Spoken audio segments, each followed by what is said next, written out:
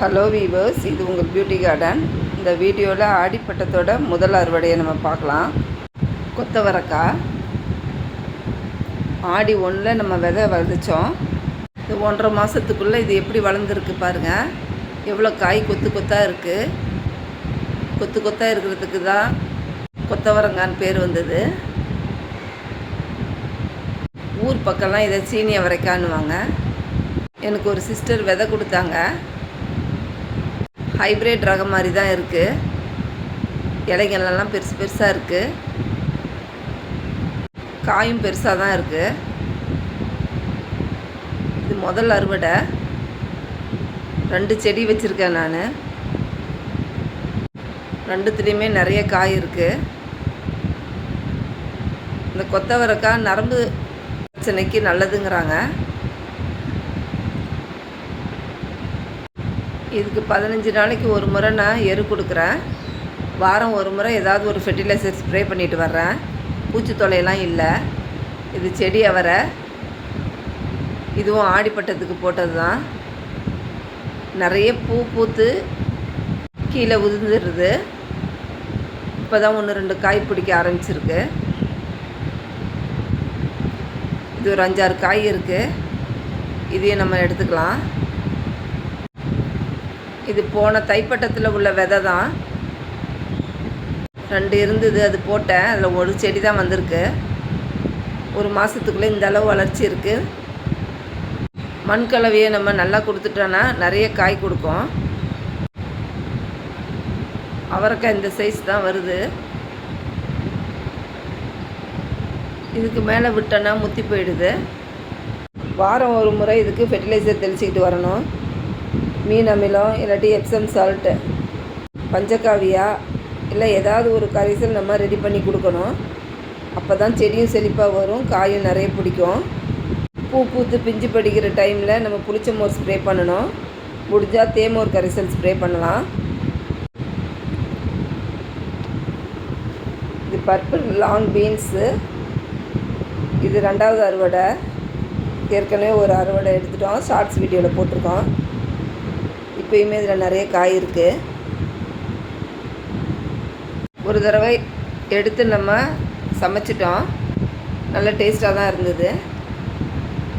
ஒரு 5-6 காய் இருந்தால் போதும். ஒரு 2 பேருக்கு பொரியல் பண்ணலாம். அந்த அளவு காய் நீளமாக வருது. 1.5 அடி நீளம் வருது. இதுக்கு மண் கலவைன்னு பார்த்தீங்கன்னா 1 பங்கு தோட்டத்து மண் எடுத்துக்கணும், 1 பங்கு மாட்டு எரு, 1 பங்கு கொக்கோபீட் எடுத்துக்கலாம். காய்கறிக்கெல்லாம் கொக்கோபீட் யூஸ் பண்ணிக்கலாம்.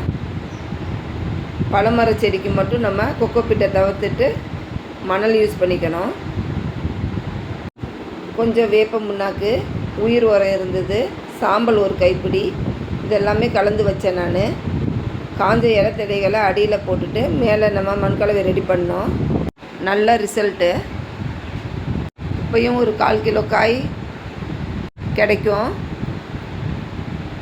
பொன்னாங்கண்ணி கீரை, சிகப்பு பொன்னாங்கண்ணி கீரை, இது ரொம்ப கண்ணுக்கு நல்லது.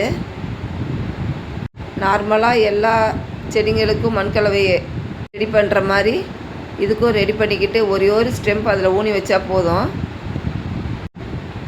எல்லா செடிங்களுக்கும் ஃபெர்டிலைசர் ஸ்ப்ரே பண்ணுற போது இதுக்கும் ஸ்ப்ரே பண்ணால் போதும். மற்றபடி எரு கொடுக்கணும்னு கூட அவசியம் இல்லை.